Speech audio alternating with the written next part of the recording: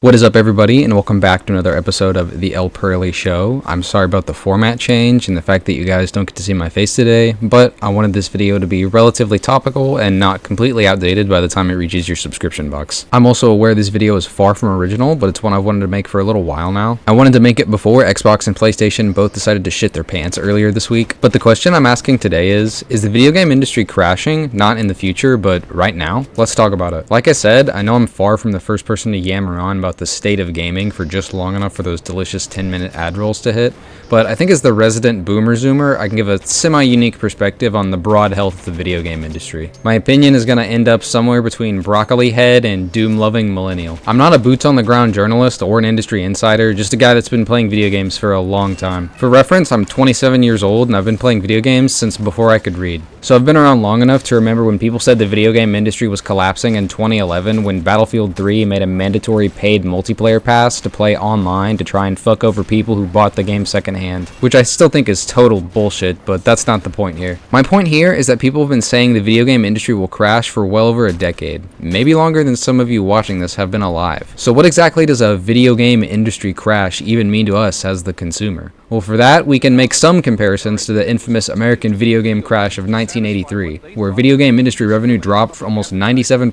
from 1983 to 1985. Obviously, it's safe to say not many games are being made when the floor of your industry falls out from beneath you. Although people today often say that a video game industry crash would be a good thing, would that really be the case? Sources from the period often report video game exclusive retailers collapsing entirely and other retail spaces reducing store shelves for gaming significantly, if not just removing them. And mind you, this was the early 80s, so there was no ordering off of Amazon or anything like that. Yeah, you could probably find some sort of catalog or import stuff from overseas, but importing stuff into the US is notably not very cheap historically. So no, the video game industry crashing in 1983 was not really good for the average gamer from what we can tell, and there's not a ton of reason to think that the video game crashing in 2026 would be any better. I think the elephant in the room here is that trying to equate the video game industry of 1983 and the video game industry of current year is like trying to compare a lizard you found outside to King fucking Ghidorah. For one, I think the world is much more connected now, not just in terms of social media, but also in terms of economy. Although some effects of the video game crash of 1983 were felt globally, the worst effects were felt in North America specifically. Europe, Canada, and Japan simply kept chugging along, seemingly unaffected by the problems that plagued the North American market, like counterfeit cartridges and competition from home computers. One could make the argument that today, this type of thing could never happen.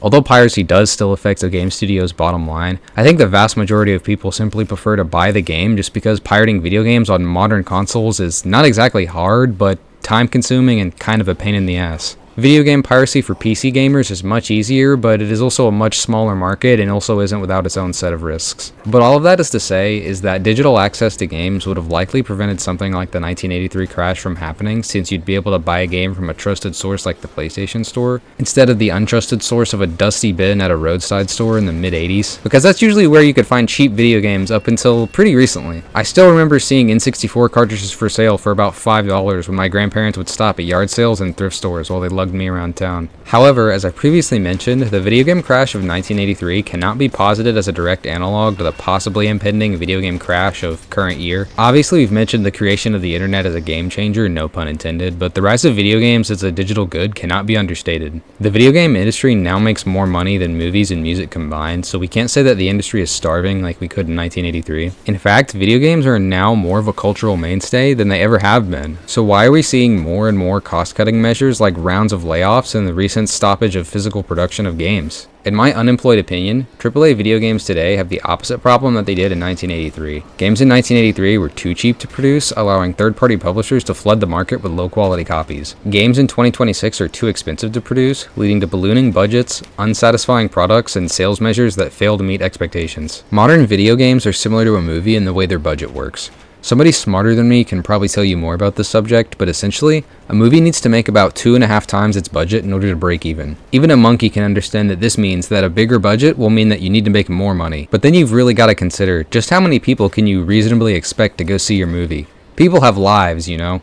Some of us. Reasonably, how many people are going to take 2 or 3 hours out of their life to go see Avatar 3? Enough to spend $400 million on it? Apparently 20th Century thought so. But how sustainable is that level of budget? How many Avatar movies can you make where the budget of the film is higher than the GDP of a small island nation until the floor falls out from beneath you? 28 years later, Bone Temple had a pretty similar budget to its previous film, but it fucking tanked at the box office. You could point to any number of reasons why spending on luxury is dropping, but I think the rising cost of living is a pretty obvious place to start. If I have to choose between buying The Last of Us 2 for the 4th time and putting food on the table, it's not hard to see which one is getting the axe. Or club, rather. My point is, I think AAA video games are suffering from the same problem that Hollywood movies have. The product costs too much to produce and, by extension, too much to buy. To that effect, though, video games and movies could have a similar savior, if you could call it that. Indie video games have been a pretty powerful industry force in the past 10 years or so, indie games being games released by independent developers. If you're watching this, I assume you know what an indie game is. Think of stuff like Cuphead, Hotline Miami, or Disco Elysium. All of those guys were initially indie developers who got picked up after their breakout hits.